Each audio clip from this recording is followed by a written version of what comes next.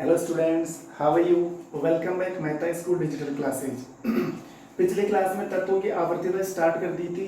तत्वों की आवर्तिता से मतलब था कि एक वर्ग में ऊपर से नीचे आने पर और एक आवर्त में बाएं से दाएं जाने पर गुणों में क्या क्या परिवर्तन होते हैं। ये बात हम पिछली क्लास में पढ़ चुके हैं और हमने लगभग दो गुण पढ़ भी लिए थे। एक गुण हमने पढ़ा था प्रभावी नाभिकीय आवेश और एक तत्वों का गुण हमने पढ़ा था परमाणु की त्रिज्या, और उनके लिए हमने ये आवर्तिता का भी पता लगा लिया था कि कैसे वर्ग में ऊपर से नीचे आने पर त्रिज्या और प्रभावी नाभिकीय आवेश पर क्या प्रभाव पड़ता है और एक आवर्त के लिए क्या प्रभाव पड़ता है। इसी कड़ी में तीसरा पॉइंट लेकर आया हूं आज की क्लास का। तो हमारे जो आज की क्लास का जो टॉपिक है वो यही है आयनिक त्रिज्या।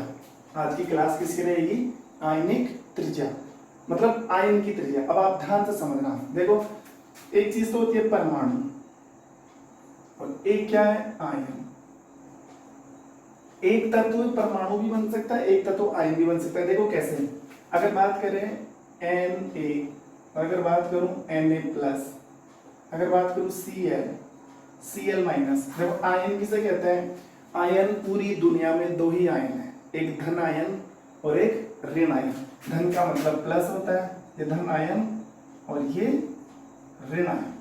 आयन कितने होते हैं? दो ही होते हैं, धन आयन और ऋण आयन। तो जो Na है ना, Na के ऊपर कोई सा भी चार्ज नहीं लग रहा, ना इसके ऊपर प्लस है ना इसके ऊपर माइनस। इसका मतलब ये परमाणु नहीं, यहाँ पर उदासीन परमाणु बोलो। इसको क्या बोलेंगे? उदासीन परमाणु। उदासीन का मतलब जिसके ऊपर कोई किसी भी प्रकार का आवेश नहीं होता है।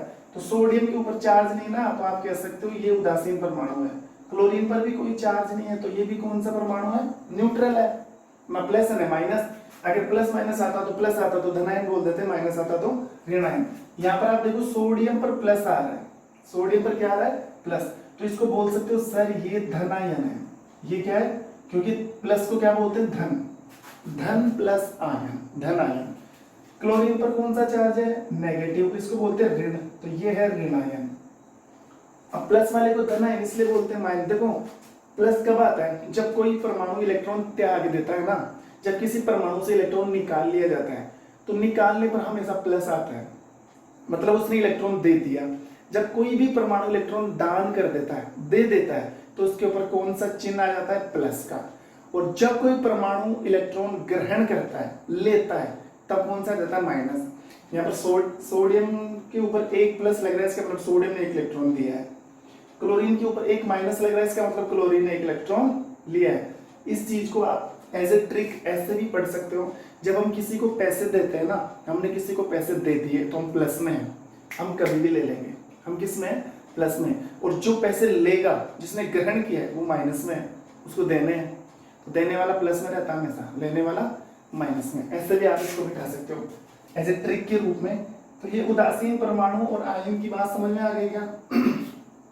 तो हमें क्या पढ़ना है? आयन की त्रिज्या पढ़नी है। हमें क्या पढ़ना है? आयन। जैसे मैं एक एग्जांपल की बात करूं, सोडियम की ले लेता हूं। ये Na है और ये Na+ है। ये भी 11 नंबर पर, ये भी 11 नंबर पर।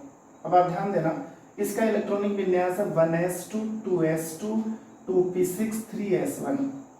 ये इलेक्ट्रॉनिक विन्यास। अब जब इसका इलेक्ट्रॉनिक विन्यास क्या है?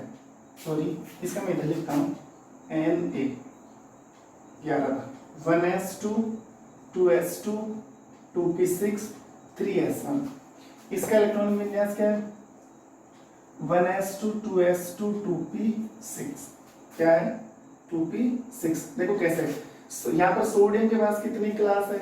1 2 3। ये तो नाभिक है, पहली क्लास, दूसरी क्लास और ये तीसरी क्लास। यहाँ पर दो ही क्लास है, नाभिक, पहली क्लास, दूसरी क्लास। अब देखो पहली क्लास में कितने इलेक्ट्रॉन है? 2। दूसरी क्लास में ये भी दूसरी 6 और 2 8। दूसरे में कितने इलेक्ट्रॉन है? 8। तीसरी क्लास में कितने इलेक्ट्रॉन है? 1। पहली क्लास में 2, दूसरी क्लास में 8। देखो फर्क ऐसा आ गया कि यहाँ पर सोडियम ने एक इलेक्ट्रॉन, ये जो बाहर वाला इलेक्ट्रॉन है ना, ये निकाल दिया। जब बाहर वाला इलेक्ट्रॉन निकल गया तो ये क्लास भी हट गई यहाँ पे। ये अभी बाद में भी समझ में आ जाएगा। पहले आप देखो, अभी मैंने समझाया आपको कि, या इससे पहले वाले वीडियो में मैंने आपको बताया था कि नाभिक से लेकर बाह्यतम कोश के बीच की दूरी क्या होती है? परमाणु त्रिज्या। तो ये तो आयन है ना, नाभिक से लेकर बाह्यतम कोष की दूरी क्या होती है, परमाणु त्रिज्या। और चूंकि ये परमाणु नहीं है, आयन बन चुका है क्योंकि इसने एक इलेक्ट्रॉन त्याग दिया। तो नाभिक से किसी आयन में, आप ऐसे लिखोगे, किसी आयन में नाभिक से लेकर बाह्यतम कोष के बीच की दूरी क्या हो जाती है, आयनिक त्रिज्या। देखो त्रिज्या तो वही रहेगी नाभिक से लेकर बाह्यतम कोष के लिए। अगर आप परमाणु के लिए पढ़ रहे हो तो परमाणु त्रिज्या, आयन के लिए पढ़ रहे हो तो आयनिक त्रिज्या। किसी आयन में नाभिक से लेकर उसके बाह्यतम कोष के बीच की दूरी आयनिक त्रिज्या कहलाती है। अब आयन कितने प्रकार के होते हैं, दो प्रकार के, एक धन आयन और एक ऋण आयन। इनके बारे में पढ़ लेते हैं, सुनना, ध्यान देना।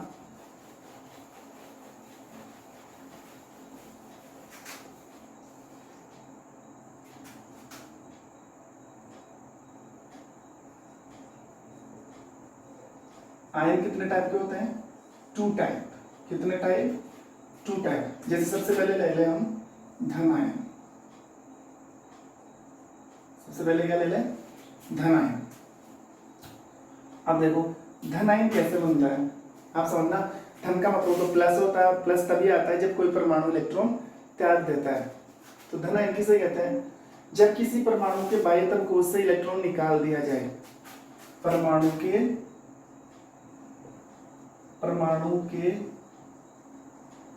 बाह्यतम कोष से इलेक्ट्रॉन निकाल दिया जाए, इलेक्ट्रॉन निकाल दिया जाए तो वह परमाणु आयन बन जाता है, वह परमाणु आयन बन जाता है। जब किसी परमाणु के बाह्यतम कोष से इलेक्ट्रॉन निकाल दिया जाता है तो वह जो परमाणु है वो धन आयन कहलाता है। इलेक्ट्रॉन निकाला है ना, मतलब त्याग दिया, तो उसे हम क्या बोलेंगे, ये आयन बन जाता है। और वो कौन सा आयन बनता है, धन आयन। तो धन आयन की परिभाषा क्या हुई, जब किसी परमाणु के बाह्यतम कोष में से इलेक्ट्रॉन निकाल दिया जाता है तो वह परमाणु धन आयन परमाणु बन जाता है, अर्थात धन आयन परमाणु कहलाता है। देखो कैसे, एग्जाम्पल की बात करें जैसे सोडियम की। मान लो सोडियम के बाह्यतम कोष से एक इलेक्ट्रॉन निकाल दिया, एक इलेक्ट्रॉन निकाल दिया। और ध्यान रहे, इलेक्ट्रॉन निकालने के लिए ऊर्जा की जरूरत होती है, इलेक्ट्रॉन निकालने के लिए ऊर्जा की जरूरत होती है। तो हमने क्या किया, सोडियम के बाह्यतम कोष में, सोडियम परमाणु के बाह्यतम कोष में जो इलेक्ट्रॉन है ना, उनके ऊपर ऊर्जा लगा दी, उनके ऊपर फोर्स लगा दिया, एनर्जी दे दी। तो इलेक्ट्रॉन निकल जाने से ये जो उदासीन परमाणु है, अब ये क्या बन गया, Na+। एक प्लस है, इसका मतलब कितने इलेक्ट्रॉन निकाले इसने, एक प्लस आ रहा ना, तो एक इलेक्ट्रॉन निकाल दिया। समझो इसको, सोडियम कितने नंबर पर आता है, 11 नंबर पर। कितने नंबर पर आता है, 11 पे। 1s2 2s2 2p6 3s1, यही है इलेक्ट्रॉनिक विन्यास। कक्षा कितनी आई है, 3। ये नाभिक, पहली क्लास, दूसरी क्लास, तीसरी क्लास। पहली क्लास में कितने इलेक्ट्रॉन, 2, दूसरी में 6 और 2 8। पहली में 2 इलेक्ट्रॉन, दूसरी में 8 इलेक्ट्रॉन, तीसरी में 1 इलेक्ट्रॉन, दूसरे में 8, तीसरे में कितने इलेक्ट्रॉन है, 1। तो जब इलेक्ट्रॉन, ध्यान रहे, कभी भी जब इलेक्ट्रॉन निकाला जाता है ना, तो बाहर वाली क्लास से इलेक्ट्रॉन निकाला जाता है। अब सोच भी मत लेना कि नाभिक के पास वाली क्लास से इलेक्ट्रॉन निकाला जा सकता है, नहीं। अगर आप इस इलेक्ट्रॉन को निकालने की कोशिश करोगे तो फेल हो जाओगे। क्यों, क्योंकि इन इलेक्ट्रॉनों पर प्रोटॉन की बहुत जबरदस्त पकड़ है। दूरी कम है ना, तो प्रोटॉनों ने इनको खींच रखा है, इनको तो निकालना ही पॉसिबल नहीं है। हाँ, जैसे जैसे दूरी बढ़ती जाती है ना, प्रोटॉनों की पकड़ कमजोर होती जाती है। अब आसानी से आप, अगर दूरी बढ़ गई ना, तो दूरी सबसे ज्यादा किसकी होती है, बाहर वाली क्लास की। किसकी होती है, बाहर वाली क्लास की। तो बाहर वाली क्लास से आप आसानी से क्या कर सकते हो, इलेक्ट्रॉन निकाल सकते हो। क्या कर सकते हो, इलेक्ट्रॉन। तो ये इलेक्ट्रॉन निकल गया। अब सोचो, जब ये इलेक्ट्रॉन निकल गया तो क्लास हट जाएगी, मतलब तीसरी क्लास क्या हो गई, हट गई। अब याद आया जब मैंने Na+ का इलेक्ट्रॉनिक विन्यास लिखा था, तो 8 यही लिखा था। और उन्होंने कितनी क्लासें बताई थी, 2, क्योंकि एक क्लास तो इलेक्ट्रॉन निकलने से क्या हो गई, हट गई। अब इसका इलेक्ट्रॉनिक विन्यास क्या हो जाएगा, हटा दिया ना तीसरी क्लास, ये रह जाएगा। तो देखो, सोडियम की बाह्यतम कक्षा से ऊर्जा देकर हमने एक इलेक्ट्रॉन निकाल दिया। जब सोडियम एक इलेक्ट्रॉन त्याग देगा तो इसके ऊपर कौन सा चिन्ह आ जाएगा, प्लस का। और जितने प्लस है ना, उतने इलेक्ट्रॉन त्याग हैं। तो ये सोडियम क्या बन गया, धनायन बन गया। इसे बोलते हैं सोडियम धनायन। सोडियम धनायन, समझ गए होंगे कि धनायन कैसे बनता है। ठीक है, अगर ऐसे ही बात करें किसकी, ऋण आयन की। किसकी बात करें, ऋण आयन की। नंबर 2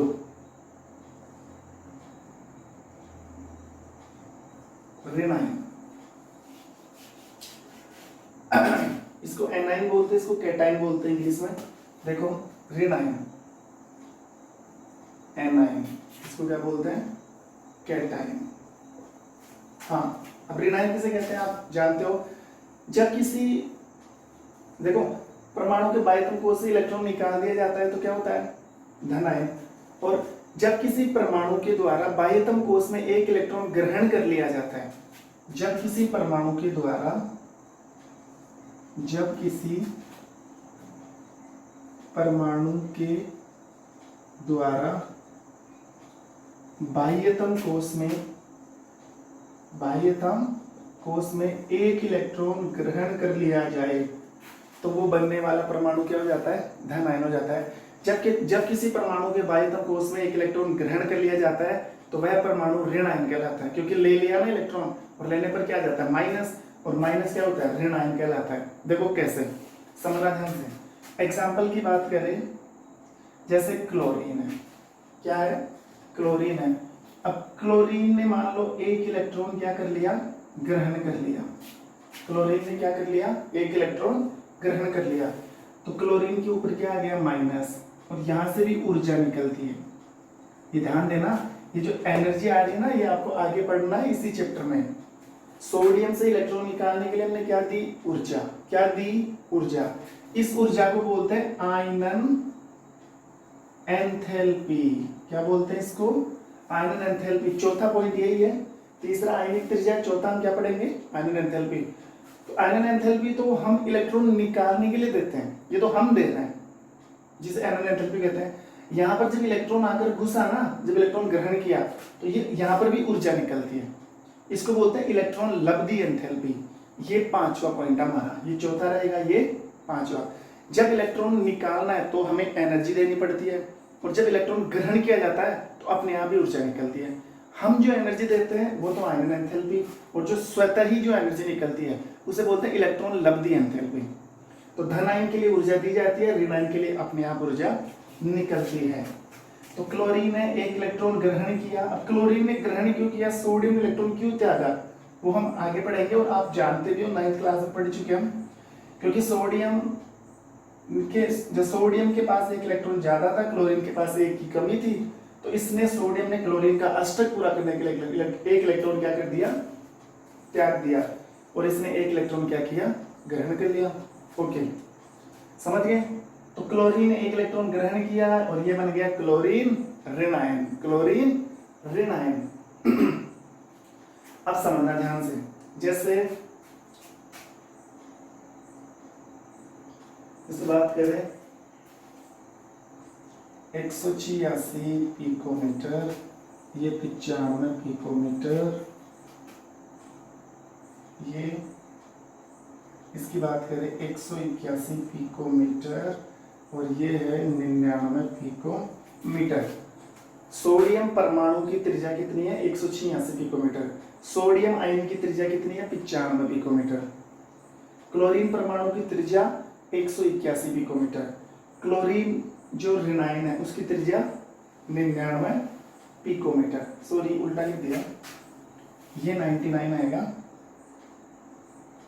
और ये आएगा 181 पिकोमीटर। अब आप देख सकते हो धन आयन की त्रिज्या कम होती है, उदासीन परमाणु से धन आयन की त्रिज्या कम है, यहाँ 186 या 95, और ऋण आयन की त्रिज्या ज्यादा होती है। मतलब साफ साफ कह सकते हो धन आयन का आकार छोटा होता है, ऋण आयन का आकार बड़ा होता है। यही क्वेश्चन मैं समझाने वाला था, that is the very very important question. कई बार एग्जाम में अटेम्प्ट होता है कि धन आयन का आकार अपने संगत परमाणु से छोटा क्यों होता है? धन आयन का आकार अपने संगत परमाणु से छोटा क्यों होता है? क्वेश्चन तो ये भी आ जाए, ऋण आयन का आकार अपने संगत परमाणु से बड़ा क्यों होता है? देखो ये रहा धन आयन और ये रहा इसका संगत परमाणु। संगत मतलब जिससे ये बना है, अरे ये इससे ही तो बना है। तो क्वेश्चन क्या आता है एग्जाम के अंदर? धन आयन का आकार अपने संगत परमाणु से छोटा क्यों होता है? दिख रहा ना छोटा, 186 195, ये भी एक्सप्लेन करेंगे हम। क्वेश्चन ये भी आ जाए कि ऋण आयन का आकार अपने संगत परमाणु से बड़ा क्यों होता है? बड़ा है ना 181, यहाँ पे 4 है, और ये क्या है? छोटा। समझ गए? आयनिक त्रिज्या तो पल्ले पड़ गई, ठीक है। अब नेक्स्ट हम यही पढ़ने जा रहे हैं, धनायन का आकार छोटा क्यों होता है, ऋणायन का आकार बड़ा क्यों होता है। देखो एक बार,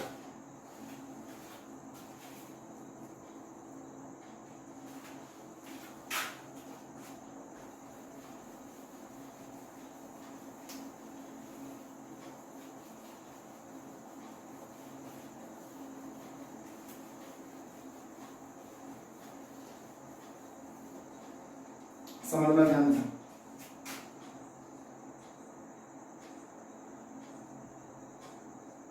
धनायन का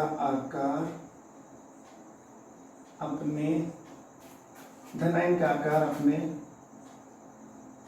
संगत परमाणु से, धनायन का आकार अपने संगत परमाणु से छोटा होता है।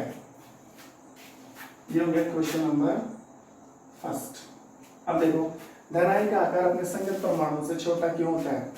कोई सा भी एग्जाम्पल ले सकते हो, जैसे एग्जाम्पल सोडियम की एग्जाम्पल की बात करें, ये सोडियम परमाणु है, हमने क्या दे दी, ऊर्जा दे दी, तो ऊर्जा देकर इसके बाह्यतम कोश से एक इलेक्ट्रॉन निकाल लिया, तो इसके ऊपर आ गया प्लस, इलेक्ट्रॉन कितने निकाले थे, 1। इस ऊर्जा को हम बोलते हैं आयनन एंथैल्पी या आयनन विभव। देखो, ये है संगत परमाणु, ये है संगत परमाणु, और ये है धनायन, ये है धनायन। इसकी त्रिज्या 186 पिकोमीटर और इसकी है 95 पिको। ये छोटा है ना, 181 ज्यादा है कि 95? 181 ज्यादा है, तो संगत परमाणु का आकार बड़ा है, क्योंकि आकार से तो त्रिज्या डिसाइड होती है। अब देखो, ये आकार छोटा इसलिए हुआ कि सीधी सी बात है कि जब यहाँ से एक इलेक्ट्रॉन निकाला गया था ना, तो एक कक्षा भी कम हो गई थी। कैसे? इसका इलेक्ट्रॉनिक विन्यास 1s2 2s2 2p6 3s1, कितनी क्लास आ रही है, 3। पहली, दूसरी, तीसरी क्लास कितनी है, 3। आकार, ये तो नाभिक, पहली क्लास, दूसरी क्लास, तीसरी क्लास, 3 क्लास है ना। अगर इसका इलेक्ट्रॉनिक विन्यास लिखोगे ना Na+ का, 1s2 2s2 2p6। अब एक प्लस क्यों बना था, जब हमने यहाँ से एक इलेक्ट्रॉन निकाला था। जब इलेक्ट्रॉन निकल जाता है तो क्लास भी हट जाती है, तो हट गई ना क्लास। तो अब देखो, इसके पास कितनी कक्षा बच गई, 2। नाभिक, एक कक्षा, दूसरी कक्षा। इसकी त्रिज्या नाभिक से लेकर यहाँ तक, इसकी त्रिज्या नाभिक से लेकर यहाँ तक, तो ये त्रिज्या कितनी बड़ी है, ये त्रिज्या छोटी सी। तो धनायन की त्रिज्या छोटी हो गई ना, और इसका जो संगत परमाणु, इसकी त्रिज्या क्या हो गई, बड़ी। तो धनायन का आकार अपने संगत परमाणु से छोटा है। दिख रहा है ना डायग्राम में, छोटा क्यों है, क्योंकि धनायन से जब इलेक्ट्रॉन त्याग दिया जाता है तो कोष की संख्या घट जाती है। कोष की संख्या हटने से या कोष की संख्या घटने से धनायन का आकार क्या हो जाता है, छोटा। अरे जब एक क्लास ऐसे हटा दी जाएगी तो आकार अपने आप ही क्या हो जाएगा, छोटा। सीधी सी बात है कि धनायन का आकार अपने संगत परमाणु से छोटा इसलिए होता है क्योंकि धनायन से जब इलेक्ट्रॉन त्याग दिया जाता है या धनायन से जब इलेक्ट्रॉन निकाला जाता है तो एक कोष की संख्या कम हो जाती है, जिससे परमाणु का आकार छोटा हो जाता है। इसीलिए धनायन का आकार अपने संगत परमाणु से छोटा होता है। क्लियर? ठीक है, ये भी देख लेते हैं, ऋणायन का आकार अपने संगत परमाणु से बड़ा क्यों होता है।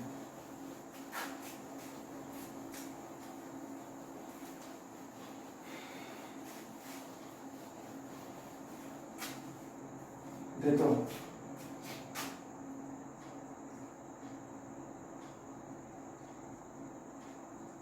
ऋणायन का आकार अपने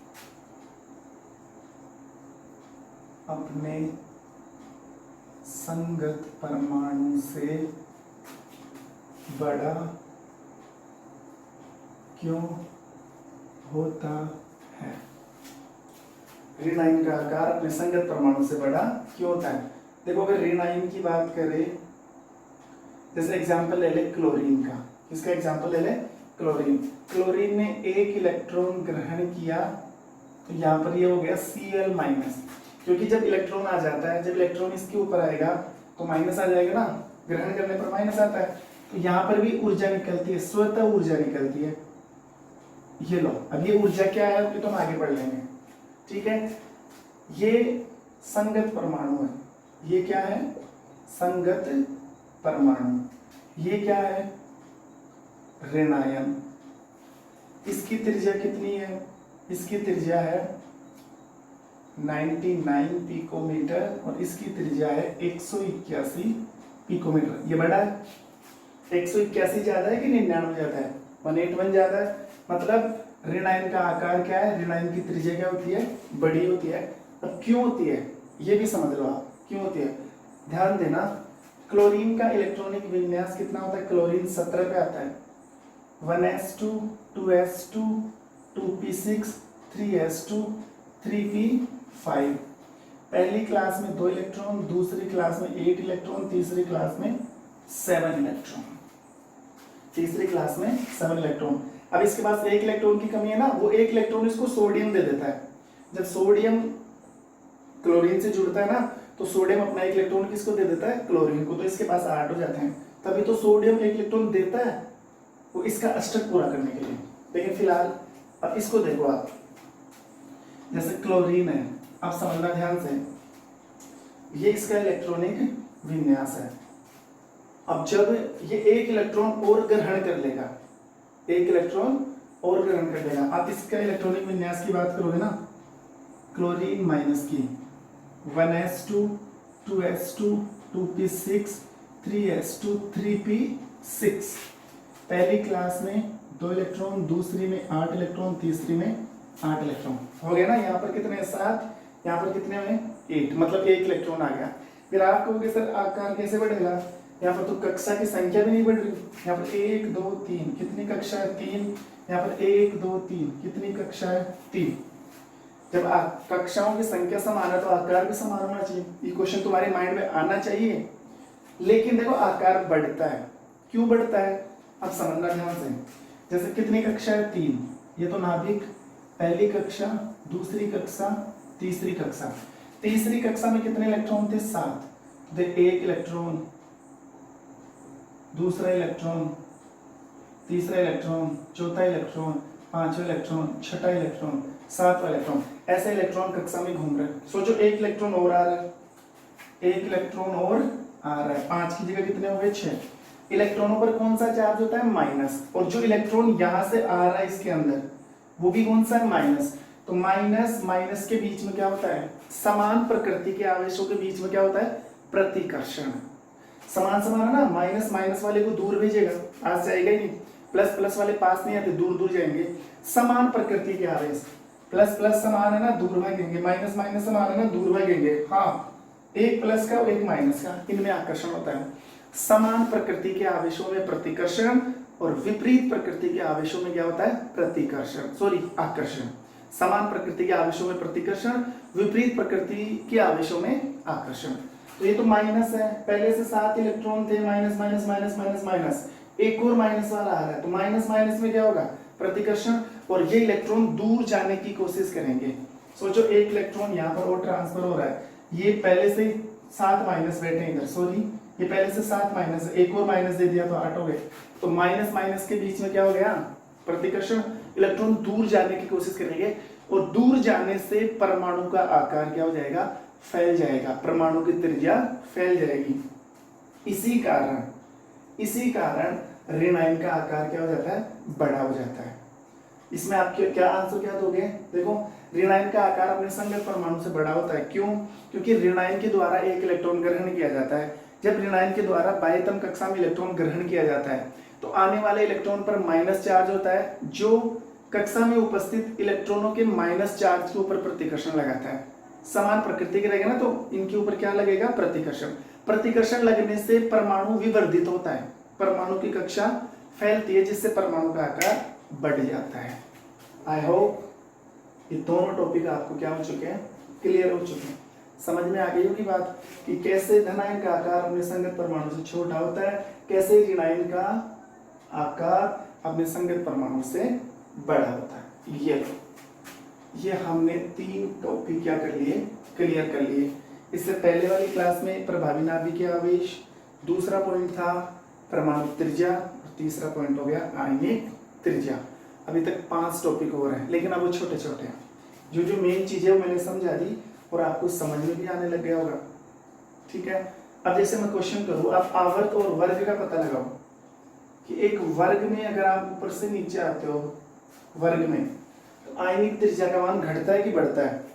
ऊपर से नीचे आते हैं तो परमाणु का आकार बढ़ता है, कोष की संख्या बढ़ती है, नाभिक से दूरी होती है, तो परमाणु, जैसे परमाणु त्रिज्या का मान बढ़ा था ना, वैसे आयनिक त्रिज्या का मान भी क्या होता है? बढ़ता है। और एक आवर्त की बात करें ना, तो आवर्त में भी आयनिक त्रिज्या का मान क्या होता है? घटता है। क्या होता है? घटता है। ये लो, तो ये टॉपिक हम क्लियर कर चुके हैं, आयनिक त्रिज्या। अब नेक्स्ट क्लास में जो आपके 5 टॉपिक बच रहे हैं वो हम 1 बाय 1 पढ़ लेंगे। आज के लिए इतना ही काफ़ी, आज के लिए अलविदा। नेक्स्ट टॉपिक नेक्स्ट क्लास में, तब तक के लिए thank you, have a nice day.